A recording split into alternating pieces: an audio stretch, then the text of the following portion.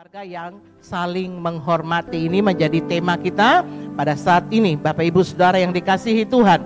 Saudara, untuk saat-saat seperti ini kita melihat banyak sekali keluarga-keluarga yang mengalami perceraian, ya. Kalau dari buku Bapak Gary Chapman, dia menuliskan bahwa angka perceraian yang terjadi di kalangan orang percaya itu tidak beda jauh dengan yang terjadi di dunia yang tidak percaya, ya. Jadi orang yang non percaya, yang non Kristen dan yang non Kristen, angka perceraian yang terjadi itu hampir sama, gitu ya. Ini membuktikan bahwa orang yang sudah kenal Tuhan belum tentu selamat dari yang namanya perceraian. Nah, Bapak Ibu, kita perlu memerangi ini karena angka-angka perceraian akhir-akhir ini kita melihat sangat tinggi, ya Bapak Ibu, mengalami kenaikan yang tinggi. Nah, hari ini kita akan belajar bagaimana sebuah keluarga harus bersikap, ya. Tentu ada banyak khotbah-khotbah tentang keluarga, tapi hari ini kita akan belajar. Nah, teman-teman yang masih belum menikah jangan berkata bahwa oh, ini firman bukan untuk saya, ya. Tapi dari sini kita juga belajar dan kita bisa berdoa supaya Tuhan juga menolong kita, memberi hikmat kepada kita supaya kita juga bisa mendapat pasangan yang terbaik, ya. Keluarga yang saling menghormati. Mari kita buka firman Tuhan, kita baca sama-sama dalam Kolose 3 ayat 18, 19, 20, 21, 22. Ini saya garis berwarna-warna karena ini ditujukan kepada orang yang berbeda-beda, ya. Hai istri-istri, tunduklah kepada suamimu sebagaimana seharusnya di dalam Tuhan. Hai suami-suami, kasihilah istrimu dan janganlah berlaku kasar terhadap dia. Dan hai anak-anak, taatilah orang tuamu dalam segala hal karena itulah yang indah di dalam Tuhan. Di ayat berikutnya, hai bapak-bapak, janganlah sakiti hati anakmu supaya jangan menjadi tawar hati, ya. Berikutnya di Kolose 3:22, hai hamba-hamba, taatilah Tuhanmu yang ada di dunia ini dalam segala hal.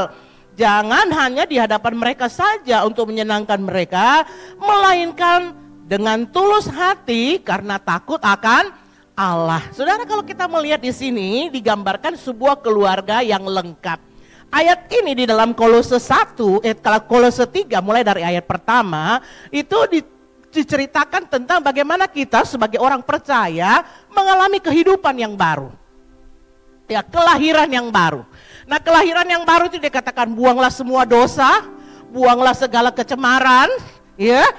Kemudian hidup kita harus menjadi hidup baru, pikirkanlah apa yang di atas. Lalu kemudian dari ayat yang harus kita lakukan sebagai orang yang percaya kehidupan yang baru, ada ayat yang dituliskan ke bawah tentang bagaimana kita sebagai orang baru itu di dalam keluarga. Jadi kita bukan hanya kekristenan kita menjadi orang Kristen baru, tahu banyak firman, tapi bagaimana kita harus mengalami juga perubahan di dalam kehidupan keluarga kita, ya. Itu sebabnya Alkitab ini ditulis pertama-tama kepada keluarga. Siapa keluarga di situ? Ada istri, ada suami, ada anak, orang tua dan anak. Lalu ada siapa? Ada orang-orang kerja, ya. Jadi saudara yang dikasihi Tuhan, ini juga menyangkut orang-orang yang ada di rumah kita. Karyawan kita, saudara juga sebagai karyawan di kantor saudara, itu keluarga saudara, ya. Di rumah saudara ada karyawan, itu adalah rumah saudara. Itu adalah keluarga saudara. Saudara ada di mana lagi? Saudara bekerja, saudara mahasiswa, di mana saja saudara berada, saudara punya pimpinan, itu juga keluarga saudara. Ya, saudara yang dikasihi Tuhan, nah apa yang Alkitab catatkan, saudara, mari kita lihat kenapa firman ini dituliskan kepada istri-istri, tunduklah kepada suamimu. Wah, kalau begitu, istri itu ada di nomor 2 dong. Kalau begitu, istri lebih rendah dong. Nah, saudara, mari kita lihat penjelasannya. Saudara, Tuhan membuat hierarki di dalam keluarga, ya, dikatakan, tetapi aku mau supaya kamu mengetahui hal ini, yaitu kepala dari tiap laki-laki ialah Kristus. Kepala dari perempuan ialah laki-laki dan kepala Kristus ialah Allah. Hierarki yang dimaksud susunan struktur keluarga mengenai kepemimpinan dan pengambilan keputusan. Ya, ini hierarki yang diberikan Tuhan di dalam sebuah keluarga. Bahwa suami itu ditempatkan di atas istri sebagai pemimpin. Tetapi suami itu juga punya pemimpin, bukan dia sendiri lalu tidak ada di atasnya. Dia adalah sosok yang paling besar. Enggak, tetapi ada Kristus di atasnya. Kristus kepala dari suami, suami kepala dari istri, lalu kemudian mereka mengepalai anak-anak mereka. Saudara yang dikasihi Tuhan, susunan ini seringkali menimbulkan kesalahpahaman. Ya, seringkali menimbulkan kesalahpahaman karena menganggap bahwa ya wanita itu adalah kelas 2, pria itu adalah kelas 1. Apalagi ditambah dengan negara kita di timur itu patriarkir. Jadi laki-laki itu selalu dianggap yang lebih, yang hero. Ya, kalau laki-laki habis makan tidak cuci piring, tidak dimarahin. Tapi kalau perempuan habis makan tidak cuci piring, diomelin gitu saudara ya. Laki-laki pulang malam, nggak apa-apa. Perempuan pulang malam, di mana kok anak perempuan? Itu di dunia kita timur. Sehingga kadang-kadang ada anggapan bahwa perempuan lebih rendah. Kesalahpahaman ini seringkali ya menimbulkan kesalahpahaman tentang bagaimana Tuhan memandang kedudukan. Salah. Ya, jadi selalu menganggap bahwa kita ini perempuan adalah warga kelas 2. Tuhan itu mengasihi pria lebih daripada kita. Karena dia diangkat jadi pemimpin, makanya dia lebih tinggi dikasihi Tuhan. Dan seperti itu. Dalam pandangan dunia, hierarki dalam sebuah keluarga itu identik dengan apa? Superior, arogan, egois, dominan, pegang kendali. Nah itu sebabnya ya seringkali ini digunakan tunduk. Firman Tuhan bilang, kau istri tunduk. Ya, kapan istrinya nggak mau nggak setuju, nggak sepaham, firman Tuhan bilang kau harus tunduk. Saudara ya, dalam pandangan-pandangan dunia ini yang sekali terjadi, tapi firman Tuhan mengatakan ini bertentangan dengan firman, karena firman Tuhan berkata siapa yang ingin menjadi besar, siapa yang ingin menjadi pemimpin, hendaklah dia menjadi pelayan, hendaklah dia yang paling melayani. Maka saudara, hierarki ini dibentuk bukan Tuhan sedang mengelompokkan, Tuhan sedang membandingkan tinggi rendah, tapi saudara hierarki ini dibentuk supaya ada keselarasan, ada pengaturan yang baik. Karena tanpa hierarki maka akan terjadi anarki saudara. Karena tidak tahu siapa yang memimpin sehingga semuanya ingin memimpin. Maka saudara firman Tuhan yang pertama diberikan kepada istri, tunduklah kepada suamimu. Next gambar selanjutnya. Hai istri-istri, tunduklah kepada suamimu sebagaimana seharusnya di dalam Tuhan. Nah, Efesus 5 ayat 22 dengan 23 menuliskan juga, hai istri, tunduklah kepada suamimu seperti kepada Tuhan. Karena Tuhan adalah kepala, karena suami adalah kepala istri, sama seperti Kristus adalah kepala jemaat. Dialah yang menyelamatkan tubuh. Dianya di sini siapa? Kristus menyelamatkan jemaatnya, berkorban bagi jemaatnya. Suami kepala istrinya, dia berkorban bagi istrinya karena dialah yang menyelamatkan seluruh tubuh pernikahan itu.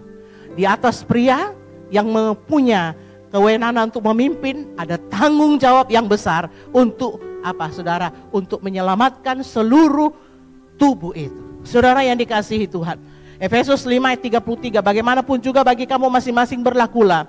Kasihilah istrimu seperti dirimu sendiri, dan istri hendaklah menghormati suaminya. Saudara, istri itu diciptakan menjadi penolong. Bagaimana dia menolong? Ya, bagaimana dia menolong? Itu kunci suksesnya adalah ketika dia belajar menundukkan diri. Dia tidak akan pernah bisa menjadi penolong yang berhasil kalau dia tidak menundukkan diri. Penundukan diri akan membuat kita berhasil untuk menjadi penolong. Ya, kita diciptakan menjadi penolong. Oh, kita lebih rendah? Enggak, justru engkau lebih mulia karena engkau diciptakan menjadi penolong. Seorang pria dikatakan, seorang pria tidak baik-baik saja kalau dia sendiri. Dia perlu seorang wanita untuk menjadi penolong supaya pria itu jadi baik. Jadi dalam hal ini peranan kita sebagai seorang wanita itu sangat luar biasa. Ya, sangat luar biasa. Jadi bukan Tuhan merendahkan kita. Coba kita belajar tentang kebenaran penundukan diri perempuan. Yuk, pertama, tunduk sebagai, next gambar selanjutnya, tunduk sebagai perintah Tuhan bahwa suami adalah pemimpin dalam keluarga. Jadi kita tunduk karena kita tahu ini adalah perintah Tuhan. Bukan aturan keluarga, bukan aturan kebersamaan, keputusan kita bersama, tapi ini adalah perintah Tuhan. Bahwa suami adalah pemimpin di dalam keluarga. Ketika kita dengar firman, kita tahu firman, kita tunduk karena apa? Karena ini perintah Tuhan. Lalu tunduk dalam segala hal seperti kepada Tuhan. Dalam segala hal, ya, seperti kepada Tuhan. Nah, saudara, tunduk dengan sukarela. Artinya apa, saudara? Ini dalam bahasa asli hupataso. Artinya gini loh, dengan sukarela menempatkan diri kita di bawah kepemimpinan suami kita karena kita tahu itu adalah firman Tuhan, ya. Itu adalah firman Tuhan. Tunduk yang berikutnya dalam arti menghargai dan menghormati kepemimpinan suami, ya. Tunduk itu bukan berarti engkau lebih rendah, bukan berarti engkau tidak berharga. Ya, ketika engkau disuruh tunduk, Tuhan tidak sedang merendahkan engkau, ibu-ibu. Teman-teman wanita, ketika engkau disuruh tunduk, Tuhan tidak sedang menaruh engkau di keset, di kaki. Enggak. Ya, tidak seperti itu. Tuhan sangat mengasihimu, Tuhan sangat mempedulikan engkau. Itu sebabnya hati penolongnya diberikan padamu. Engkau diciptakan untuk menjadi penolong, engkau mulia, engkau luar biasa. Ketika engkau disuruh tunduk, itu sebenarnya adalah syarat untuk kamu jadi penolong. Ya, itu adalah kunci keberhasilanmu. Maka saudara, apa yang disebut bedanya tunduk dengan taat itu apa? Kalau taat, ketika kita disuruh kita lakukan. Ya, kita lakukan. Tapi saudara, kalau kita lakukan belum tentu kita lakukan dengan hati. Betul gak? Kadang kita hatinya marah-marah, sumpah serapah, maki-maki, mati lalu kok gitu ya. Secara kita melakukannya sambil marah-marah. Tapi tunduk itu bukan soal melakukan, tapi sikap hati. Kalau suami kita suruh kita mencuri, bagaimana kita mau tunduk sama suami yang suruh kita mencuri? Kita harus lakukan atau tidak, teman-teman? Tidak. Kenapa? Karena di atas suami kita ada Tuhan. Sesuatu yang tidak sesuai dengan Tuhan tidak boleh dilakukan. Karena pemimpin suami kita Tuhan, gitu loh saudara ya. Tuhan di atasnya. Maka ketika kita disuruh untuk aborsi nggak boleh dilakukan. Ya, kita tidak lakukan, tapi kita tetap punya sikap hati yang tunduk.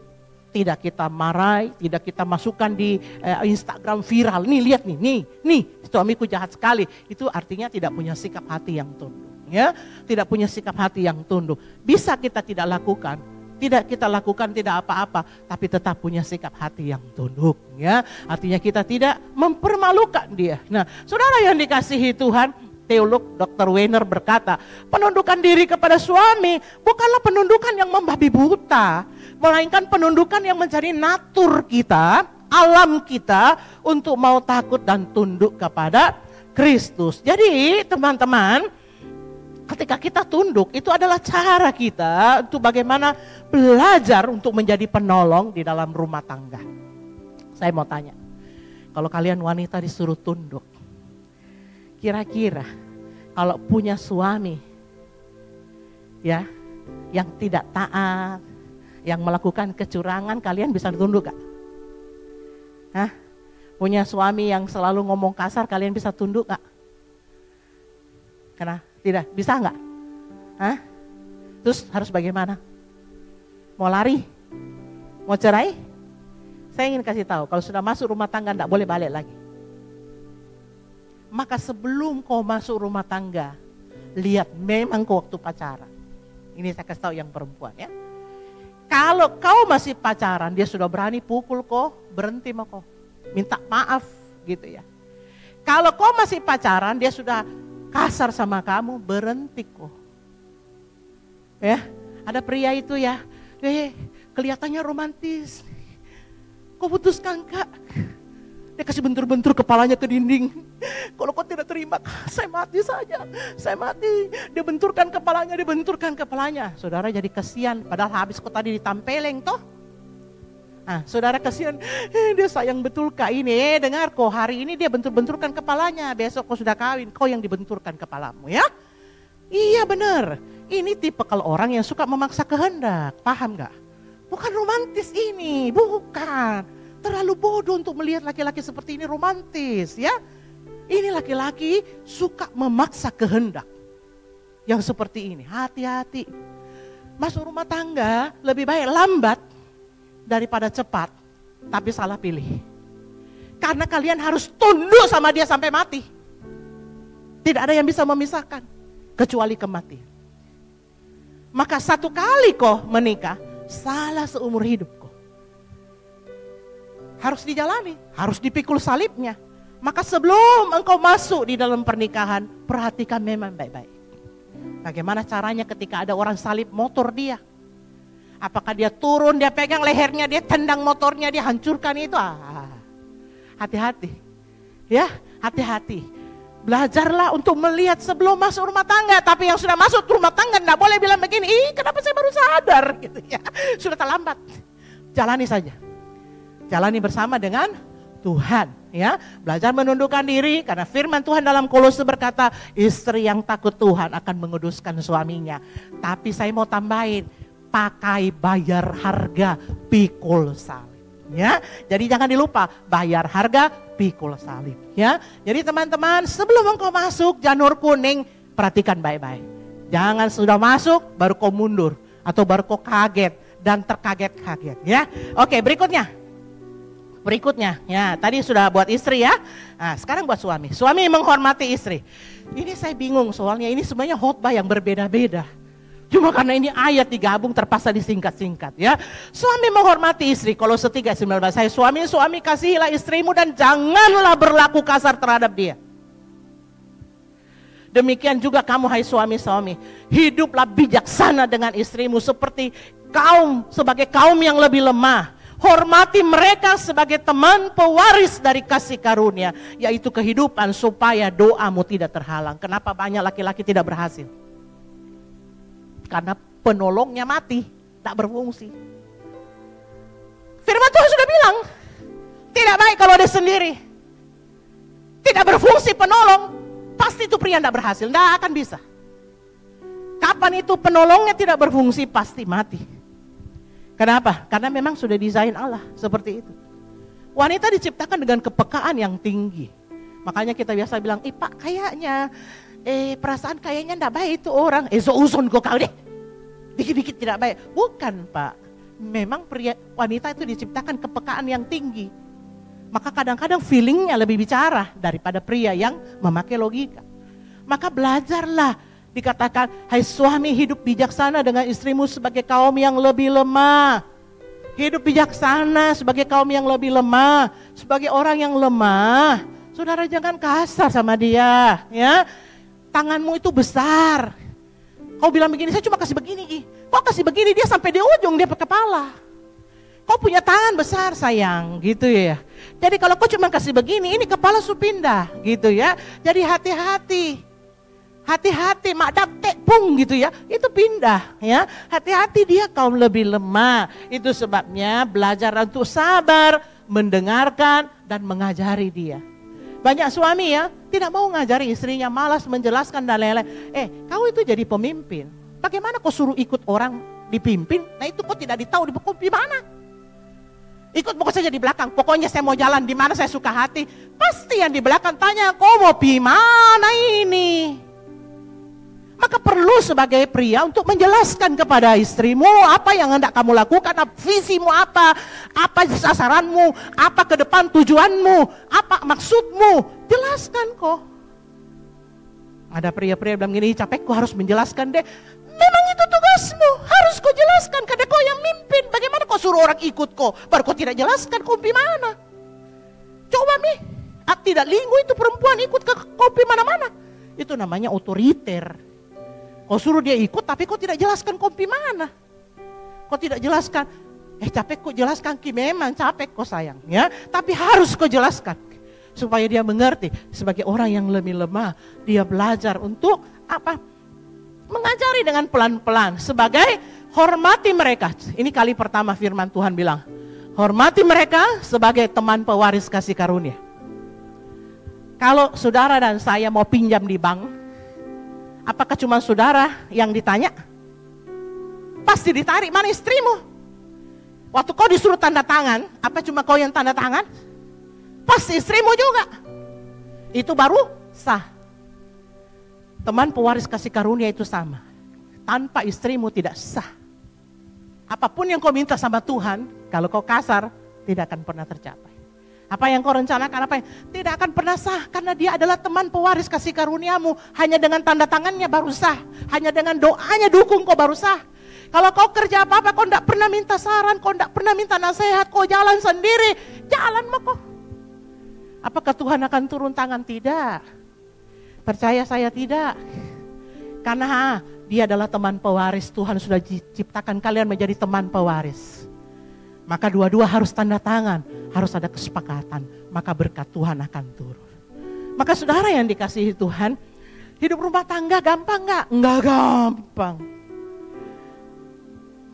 Tapi bisa dilalui? Bisa. Tuhan suruh kita rumah tangga, beranak cucu lah dan bertambah banyak. Berarti itu kita bisa.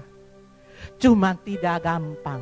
Ya, itu sebabnya saudara butuh mentor untuk rumah tangga. Dan saudara, hormati mereka sebagai teman pewaris dari kasih karunia, yaitu kehidupanmu, supaya doamu jangan terhalang. Ini berarti bahwa ketika kita menjadi pemimpin suami, engkau tidak boleh bersikap superior.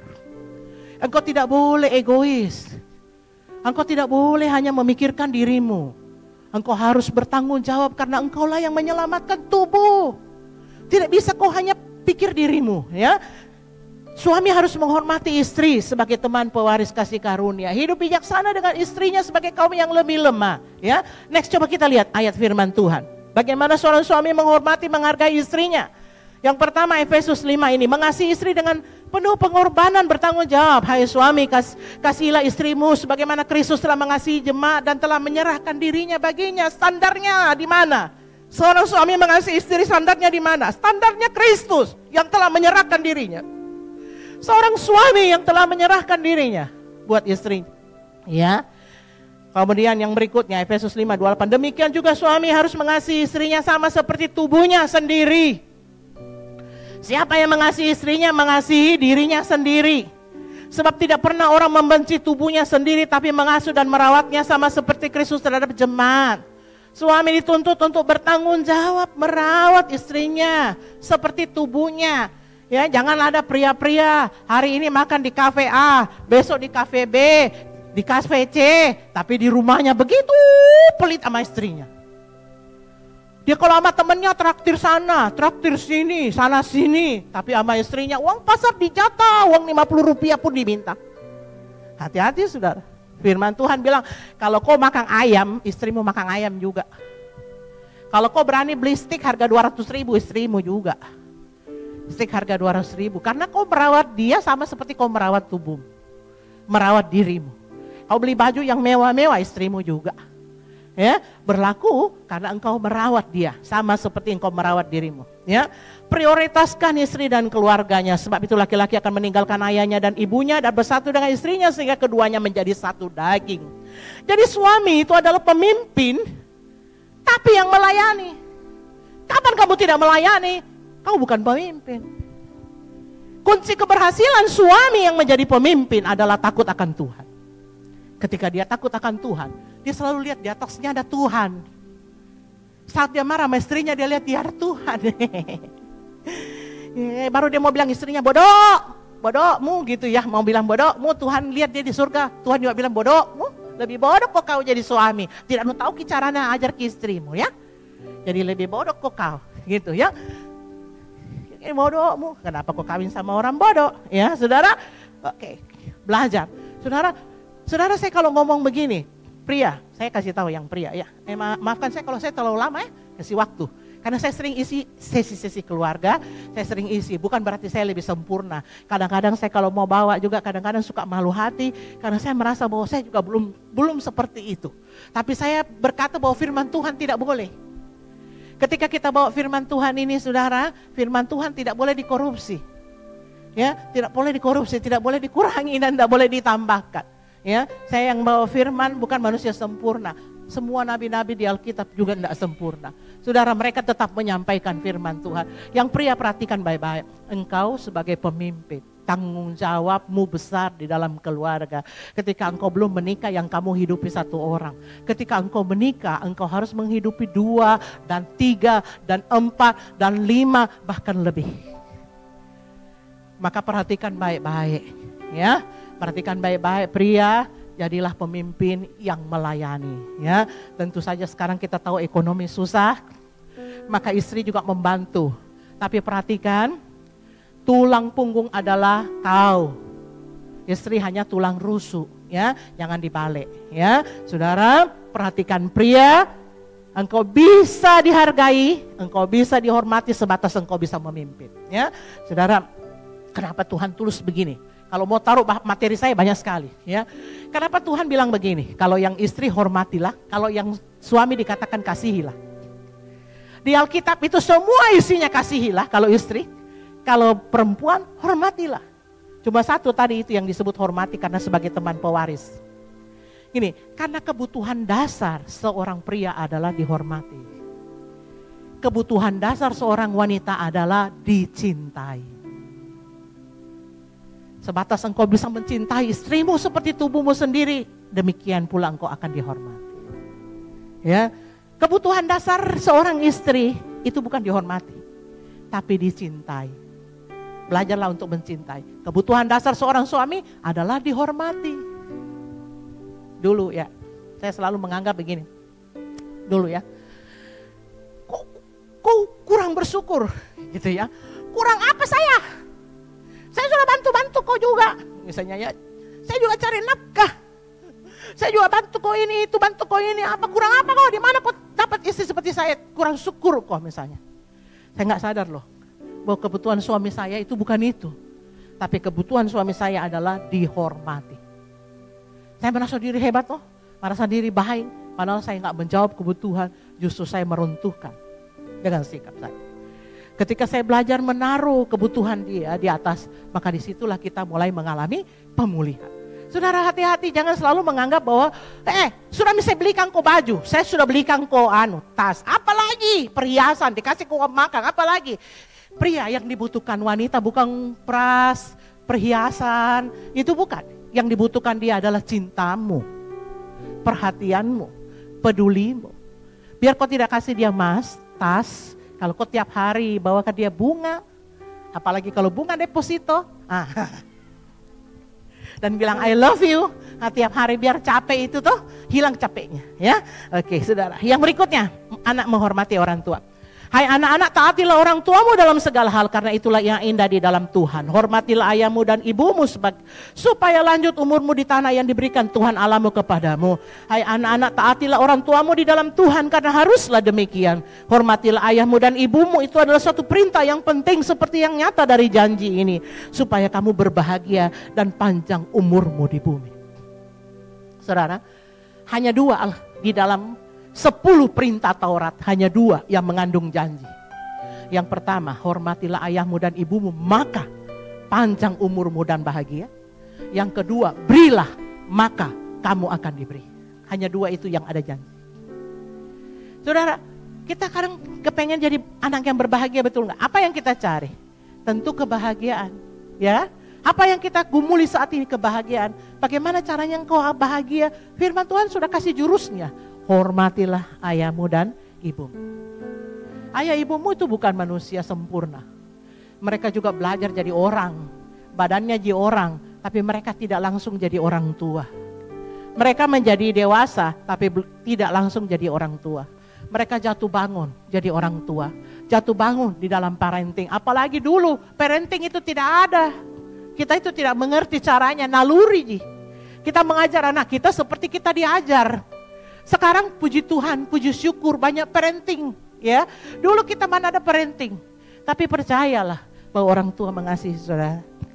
Sejauh apapun ya yang saudara orang tua sakiti saudara. Kenapa sih orang tua yang menyakiti? Karena dia yang urus kok. Tidak mungkin tetanggamu yang sakiti kok, karena bukan dia yang kasih makan kok, bukan dia yang biayai kok toh. Pasti nih orang tuamu. Kenapa terjadi orang tua yang melukai? Memang karena dia yang ada di rumahmu. Dia yang urus kok, dia yang kasih makan kok, dia yang kasih sekolah kok tuh. Tentu dia yang marah-marah kok juga. Tidak mungkin kau minta uang sekolah, Mak. Minta uang sekolah sama tetanggamu. Pasti tetanggamu bilang, anak siapa kok? Gitu ya. Pasti minta sama mamamu. Ya kan? Tidak mungkin kau minta di tetangga, pasti sama mamamu. Jadi luka itu terjadi di rumah, betul. Karena dikatakan besi menajamkan besi, manusia saling menajamkan. Tapi percayalah bahwa orang tua tidak bermaksud seperti itu untuk melukai. Bukan berarti orang tua tidak salah. Salah. Tetapi saudara yang dikasihi Tuhan, di dalam kesalahannya firman Tuhan tidak bilang begini, hormatilah ayahmu dan ibumu yang baik. Hormati ayah ibumu yang kaya. Hormati ayah ibumu yang harmonis rumah tangganya, enggak begitu. Tuhan bilang hormatilah ayah dan ibumu. Ya, karena haruslah demikian. Apa yang membuat demikian? Dikatakan Kolose 3:20, karena itulah indah di mata Tuhan. Coba. Apa yang menyenangkan di hati Tuhan? Apa yang indah di mata Tuhan? Kalau anak itu menghormati ayah dan ibunya. Tuhan bilang itu indah, luar biasa indahnya di mata Tuhan. Saudara, Tuhan jarang bilang apa yang indah di mata Tuhan. Ya kalau saya tanya bikin kuis, apa yang indah di mata Tuhan? Ketika anak itu menghormati orang tuanya, itulah yang indah di mata Tuhan. Ya, jadi saudara, kalau saudara punya orang tua baik, punya harta banyak, saudara anak konglomerat, sangat gampang untuk menghormati orang tua. Tapi kalau punya orang tua sudah miskin, dia tompa lagi carewek, dia tompa yang paling menuntut, pikul salib untuk hormati dia. Tapi firman Tuhan bilang, itulah kekuatan, ya, itulah kekuatan ketika kita bisa menghormati sebenarnya orang yang tidak layak untuk dihormati, ya.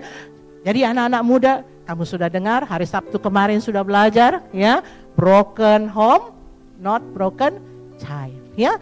Jadi keluarga yang broken bukan mengharuskan kalian jadi broken, pilihan kalian untuk memilih jadi benar, ya. Berikutnya, orang tua menghargai anak. Hai bapak-bapak, janganlah sakiti hati anakmu supaya jangan tawar hatinya. Kenapa anak seringkali tawar hati? Pengen cepat-cepat keluar dari rumah. Wih, siapa ini yang mau kawin kak cepat supaya saya cepat keluar dari rumah. Tidak tahan sekali mereka tinggal di rumah. Tidak tahan kak dengan nyanyiannya mamaku. Tidak tahan kak lihat marahnya bapakku. Oh pangeran yang berkuda putih, cepat jemput saya gitu ya. Jadi sehingga enggak peduli mau pangerannya dari mana, pokoknya agama apa, yang penting cepat jemput. Perhatikan, itu cuma ada di dongeng, di film Korea ya. Sampai di luar kenyataan enggak seperti itu ya. Ya, orang tua belajar menghargai anak. Hai bapak-bapak, janganlah sakiti anakmu supaya jangan tawar hatinya. Dan kamu bapak-bapak janganlah bangkitkan amarah di dalam hati anak-anakmu, tetapi didiklah mereka di dalam ajaran dan nasihat Tuhan. Kenapa anak tidak menghormati orang tua? Ya itu tadi, karena ayah itu tidak pantas dihormati. Pertama apa? Karena dia suka menyakiti hati. Kata-katanya setajam silet, nembus di sini, nembus di belakang. Aduh, mama saya kalau ngomong pedis. Kayak diiris-iris dikasih jeruk gitu ya. Ada begitu mama-mama begitu ya. Bapak-bapak kalau marah, wah bikin sakit hati ya. Sakit hati.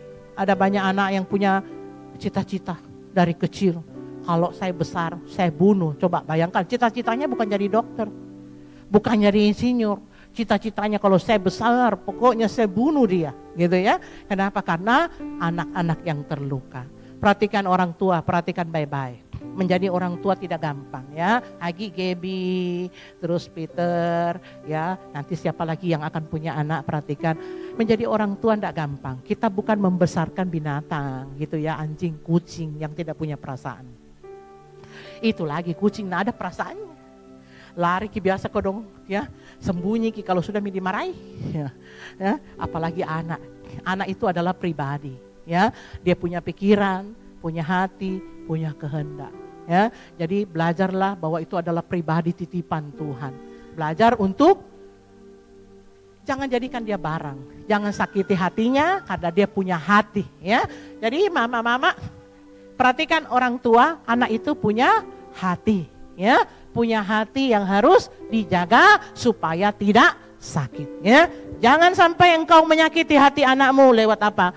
Lewat perkataan, lewat sikap, tindak tanduk, tidak menjadi teladan. Ya. Berikutnya, next. Kolose 3:22. Hai hamba-hamba, taatilah Tuhanmu yang di dalam dunia ini dalam segala hal. Jangan hanya di hadapan mereka saja untuk menyenangkan mereka, melainkan dengan tulus hati. Karena apa? Takut akan Tuhan. Ya. Jadi hamba diajar juga untuk menghormati tuannya. Istri menghormati suami, suami menghormati istri, orang tua menghargai anak, anak menghormati orang tua, hamba menghormati tuannya. Tuannya juga harus menghormati dia, ya. Menghormati juga hambanya. Jangan hanya di hadapan mereka, ya. Kalau kita datang bos, cepatnya kita kerja kalau ada bos. Begitu nggak ada bos, gitu ya. Tunggulah, pulang makan dulu, dadah, gitu ya. Saudara, kita melakukannya untuk manusia. Kolose 3:23. Apapun juga yang kamu perbuat, perbuatlah dengan segenap hatimu seperti untuk Tuhan dan bukan untuk manusia. Ini standarnya. Dari semua firman ini, semua standarnya adalah kita melakukan untuk Tuhan. Kalau bukan Tuhan yang menjadi standar kita, yang menjadi tujuan kita, tidak sanggup untuk tunduk sama suami. Suamimu malaikat bukan di rumah. Bukan. Suamimu banyak kekurangan, banyak kelemahan. Untuk tunduk kepada dia. Kalau lihat suami, nggak bisa. Kadang-kadang kita nggak bisa tunduk kalau lihat dia. Gimana Bu tunduk? Dia mengkhianati saya. Gimana Bu tunduk? Dia udah pukul saya. Gimana Bu tunduk? Bayangkan Bu perbuatannya. Aduh, tidak berhenti main judi online Bu. Ini tiap hari bekerjanya dari pagi bangun sampai sore. Itu tuh main game sih Bu. Bagaimana Bu mau tunduk? Saya kasih tahu, kalau kau cuma lihat dia kau nggak bisa tunduk. Tapi perhatikan dikatakan firman Tuhan, lakukanlah untuk Tuhan. Demikian pula suami, Bu nggak bisa saya ini, aduh bagaimana sih mau istriku itu dede kalau ngomong kasar sekali Bu, menghina, aduh merendahkan sekali harga diriku. Istriku itu Bu, aduh minta ampun Bu, bodoh sekali, capek sekali, saya ajar berulang-ulang dia buat salah. Saya kasih tahu, kalau lihat dia kau nggak bisa juga. Maka firman Tuhan bilang standarnya adalah lakukanlah semua untuk Kristus. Kalau kamu punya atasan di rumah, atasanmu ngomel seperti saya, biasa ngomelin Yeski ya. Bisa nggak tunduk? Nggak bisa kalau lihat saya. Tapi kalau dia lihat Tuhan, pasti dia bilang, saya mau. Karena apa? Ada Kristus di baliknya. Firman Tuhan bilang, apapun yang kamu perbuat, perbuatlah dengan segenap hatimu. Seperti untuk Tuhan dan bukan untuk manusia. Kalau kamu melakukannya untuk manusia, pasti muntah darah. Tidak sanggup. Tapi kalau kamu melakukannya untuk Kristus, yang kamu lihat adalah Kristus. Ketika kamu belajar untuk tunduk karena Kristus, ketika kamu belajar mengasihi karena Kristus, ketika kamu belajar menerima orang tua karena Kristus, maka firman Tuhan berkata, lanjut Kolose 3:24. Kamu tahu bahwa dari Tuhanlah kamu akan menerima bagian yang ditentukan bagimu sebagai upah. Kristus adalah Tuhan dan kamu adalah hamba. Ada upahnya enggak? Ada. Kenapa saya kasih gambar di situ pikul salib? Karena Kristus sebagai manusia telah belajar taat juga kepada Bapaknya. Dia punya kehendak gak? Dia bilang kalau boleh jangan jangan lalu ini cawan. Oh kalau boleh jangan kasihan saya disalib. Kalau boleh jangan Tapi bukan kehendakku, kehendakmu. Kristus belajar sebagai manusia untuk memikul salib dan melakukan kehendak Allah. Maka mari kita belajar juga mengikut Kristus. Sekalipun itu sulit. Jangan berfokus firman ini, jangan dibalik-balik. Yang suami bilang begini, tadi firman Tuhan bilang, hai istri, tunduklah sama suami. Yang istri bilang begini, kok tidak ingat tadi firman Tuhan bilang, kasihilah istrimu, di mana kasihmu. Saudara, kalau saudara fokus kepada tugas masing-masing orang lain, tidak jadi. Sekarang tutup mata untuk tugasnya suami. Kita punya tugas, lakukan baik-baik. Jangan pusing dengan tugas dia. Mau selesai tugas dia, tidak selesai tugas dia, lakukan bagian kita. Firman Tuhan bilang begini, lakukan bagianmu, maka Tuhan akan melakukan bagiannya. Lakukan saja bagianmu.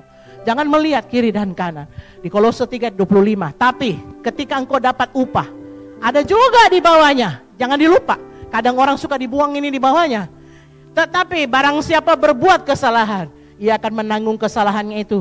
Karena Tuhan tidak memandang orang. Ketika kita tidak melakukannya, firman Tuhan bilang, ada upah juga buat kesalahan kita. Saudara, orang yang tidak taat kepada Tuhan akan makan buah dari ketidaktaatan. Saudara, apa yang dia dapatkan? Ya rumah tangganya gak baik, anak-anaknya terluka, pokoknya banyak hal. Ketika kita tidak belajar untuk taat kepada firman Tuhan.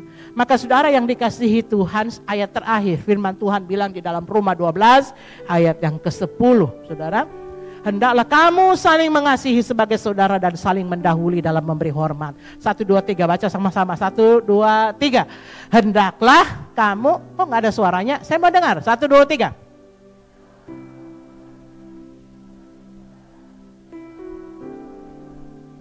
Perhatikan baik-baik, saling mendahului dalam memberi hormat. Tadi pagi itu Pak Pendeta Silas bilang begini, jangan menuntut hak, tapi lakukan kewajiban.